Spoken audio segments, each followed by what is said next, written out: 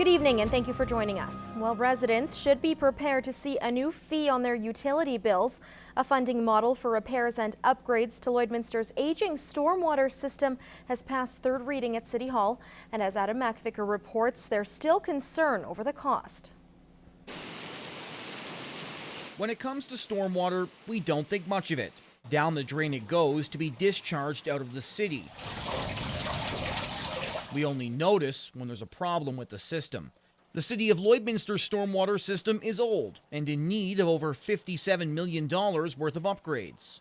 It kind of came out of nowhere, and it's something we need to pay for, and we need to continue to maintain those. Otherwise, we're going to have significant expenses that could come down the road through major storm events and stuff like that. It's going to be nice to have a secure source of revenue to do some of those projects, and it's going to be hugely important to us. To fund those upgrades, city residents will pay a monthly fee on their water bills based on property size. 99% of properties will pay $13 with a cap of $480. Some councillors feel it's too much money.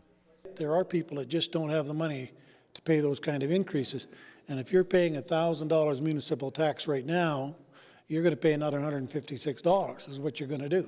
I question whether we have to have the fees that high. Baker's concerns extending to the industrial park, where smaller businesses are struggling with a sluggish economy. The mayor isn't ruling out an adjustment. Certainly, I'm sure council will be prepared to adjust those rates based on what administration shares. They'll share with what they've spent to this point, what needs to be done. We are going to have to reevaluate in 2 years. Another concern for council is the lack of public interest and engagement in the creation of this fee. Only 136 people responded to their online survey, and not all were in favor of the payment.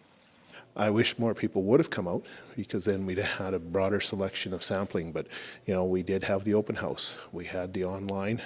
We have councillors and myself out and about in the community, so people had a chance to speak to us about it.